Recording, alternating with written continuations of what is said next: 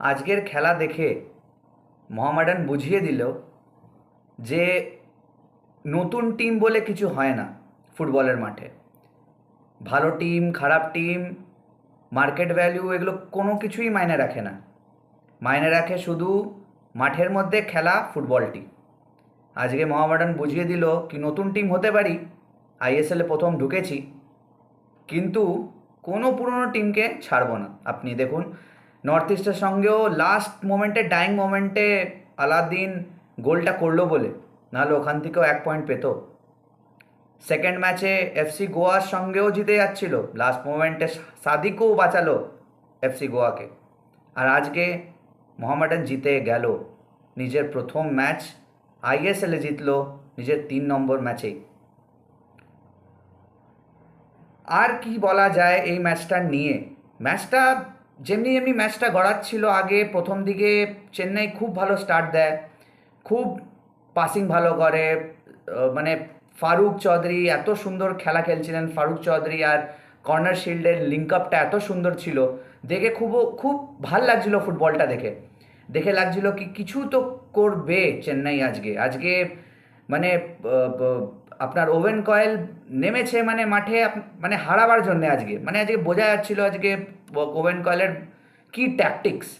They were aggressive from the start. কিন্তু আমার মনে হয় কপালে লেখা ছিল যে যতই ভালো ফুটবল খেলো না কেন, ওভেন কয়েল আর চেন্নাই এনএফসি জিতবে আজ কিন্তু মোহামেডান।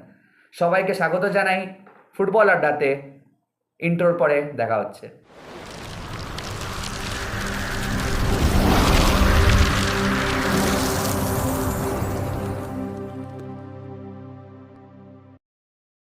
আজ যদি খেলার নিয়ে আরও যদি আমি কথা বলি, তাহলে আজকে চেন্নাই এনএফসি নেমেছিলেন 4-2-3-1 ফর্মেশনে, আর তার উল্টো দিকে সেম ফর্মেশনে নামিয়েছিল মোহামেডান স্পোর্টিং 4-2-3-1-এ।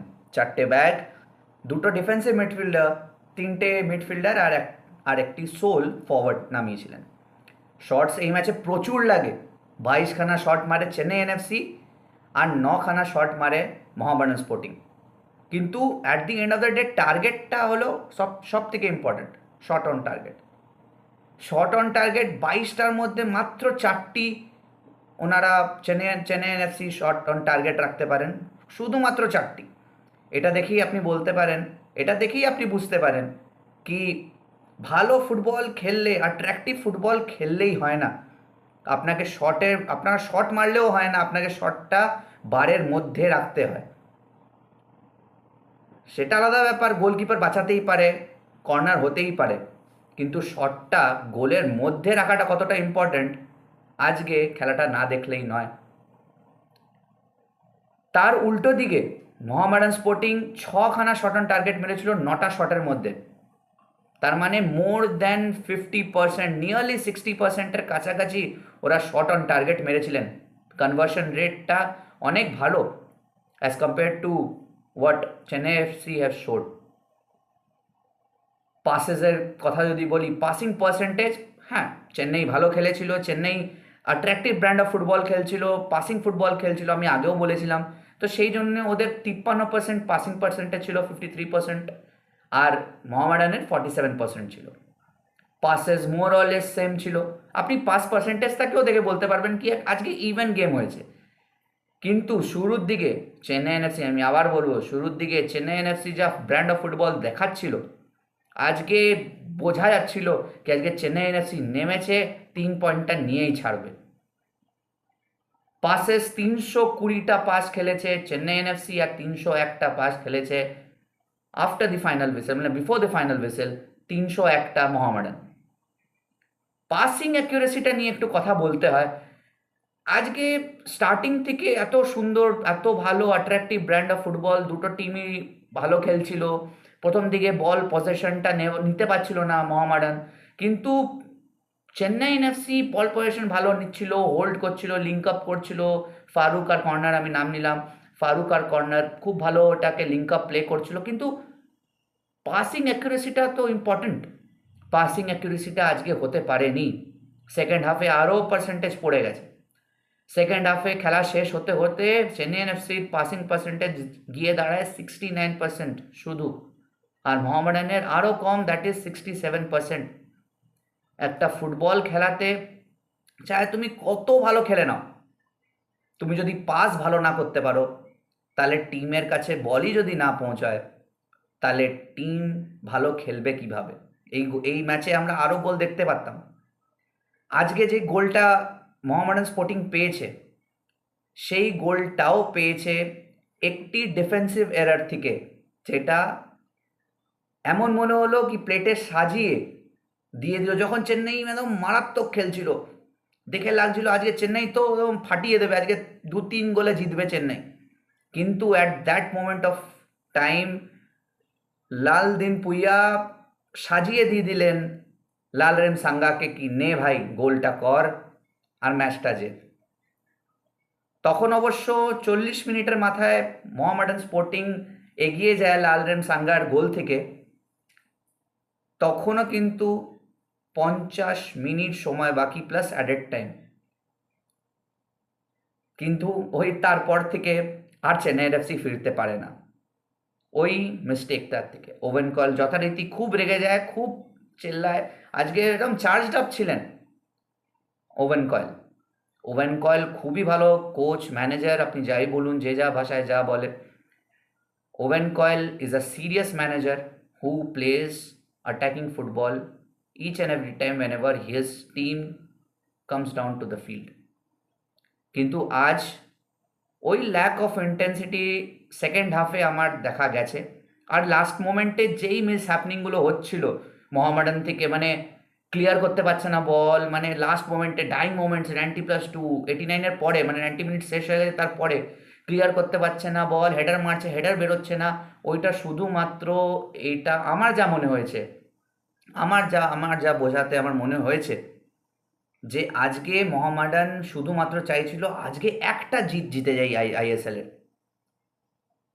তারপরে আমরা আরও ভালো খেলবো। অবভিয়াসলি মোহামেডান এই বছরে আইএসএল এ খুব ভালো খেলছে আর খুব ভালো খেলবেও। গত 3 ম্যাচে ওরা ভালো ফুটবল খেলেছে, আজও ওরা ভালো ফুটবল খেলেছে। সেই জন্য আমাদের বাংলা ফুটবলের আরেকটা টিম নিজের first match of this ISL জিতলেন আফটার মোহনবাগান। জানি না ইস্ট বেঙ্গল কবে জিতবে। ইস্ট বেঙ্গলের কালকে ম্যাচ এফসি গোয়ার সাথে। হোপ করব কি আমাদের 3 নম্বর কলকাতার টিম ভালো খেলবে, ভালো জিতবে। আর কিন্তু এটা ইজি হবে না, কেন কি এটা ম্যানোলো মার্কোয়েজের এফসি গোয়া, যেখানে আপনার সাদিকু দারুণ ফর্মে রয়েছে। প্রি সিজন টুর্নামেন্টে সাদিকু অনেক গোল করেছে আর ভালো গোল স্কোরিং ফর্মে রয়েছে। That is the most important thing. আর সাদিকু এমন প্লেয়ার যে বলটাকে নেবেও, ক্রিয়েটও করবে আর মারবেও।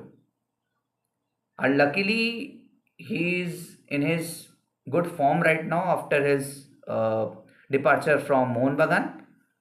বাট দেখা যাক কি হয়। কালকে সাউল ক্রেসপো মনে হয় খেলবে না, ইস্টবেঙ্গলের মিডফিল্ডার সাউল ক্রেসপো হয়তো খেলবে না, কেন কি ওনার ডেঙ্গু হয়েছে। তো দেখা যাক। এটাও দেখতে হয় আমাদের কি কার্লাস কোয়াদ্রাট নিজের টিম কেমনি ভাবে, কেন কি অনেক ইস্টবেঙ্গলের সমর্থকরা কার্লাস কোয়াদ্রাটের প্লেইং স্টাইল নিয়ে কথা উঠিয়েছেন। জাস্ট লাইক হোসে মলিনা, ওনারও প্লেইং স্টাইল নিয়ে লোকেরা অনেক কথা উঠিয়েছে কি উনি ড্র করেন। But at the end of the day 2 out of 3 Kolkata teams has, or should I say have, won their first match in the ISL. আর last মোমেন্টে যে পেনাল্টিটা পেলো, ও ভাই কে ভাই, ঠিক আছে মানছি ভালো খেললো, ভালো পেনাল্টিটা বানালো, ভালো দৌড়লো, কিন্তু ভাই তুই জাস্ট ঢুকেছিস, ঠিক আছে, তুই পেনাল্টিটা নিলি, হাতে বলটা নিয়ে নিলি কি হ্যাঁ আমি গোল করবো, আমি নামবো, আমি গোল করবো, সব মেনে নিলাম, সব মানলাম, কিন্তু ভাই ফ্রেমে তো রাখ অ্যাটলিস্ট। কে ভাই তুই মানছো কি? প্রথম ম্যাচে ফার্স্ট টাইম আমি দেখলাম আইএসএল এ ও নেমেছে, এর আগেও মোহামেডানের ম্যাচেসের মধ্যে আমি মানজকিকে দেখিনি, আমার মনে নয়, আমি শিওর নই বা আমি দেখেছি কি না। বাট আজকে আমি যেটুকু দেখলাম মানজকিকে, পুয়ার, মানে অ্যাবসোলুটলি পুয়ার। মানে পেনাল্টি জিতলি তুই, পেনাল্টি স্কোর করতে গেলি তুই, কিন্তু ডুবালিও টিমকে তুই লাস্ট পর্যন্ত। মানে মোহামেডানের ভাগ্যটা ভালো ছিল আজকে, ভাগ্য সাথে ছিল মোহামেডানের বলেই আজকে মোহামেডান এই ম্যাচটা জিততে ফিরতে পেরেছে।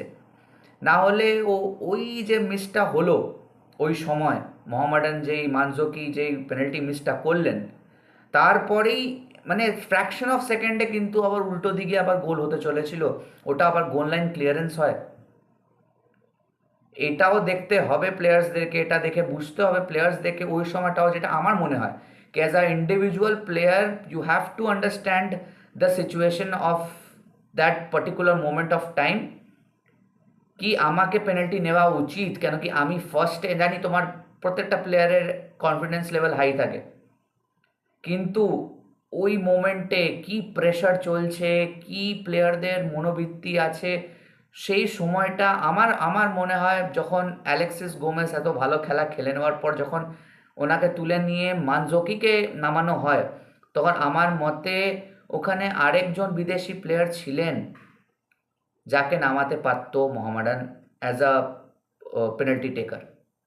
বাট যাই হোক, অন্ত ভলা তো সব ভলা, তো মোহামেডান ওইটা কাটিয়ে ফিরে যায় আর নিয়ে স্কোর লাইন 1-0 এসে দাঁড়ায়। তো যারা এই চ্যানেলে নতুন এসছেন, তো সব থেকে প্রথমে সাবস্ক্রাইব করে দেবেন, লাইক করে দেবেন, আর কমেন্ট করতে ভুলবেন না, কেন কি যদি ভুল ত্রুটি কোনো কিছু হয়ে থাকে তাহলে অবশ্যই কমেন্ট করবেন, জানাবেন, সাপোর্ট করবেন, পাশে থাকবেন। দেখা হচ্ছে কালকের ভিডিওতে আর একটা অ্যানালিসিস নিয়ে, ইস্ট বেঙ্গল ভার্সেস এফসি গোয়ার ম্যাচকে নিয়ে। ধন্যবাদ।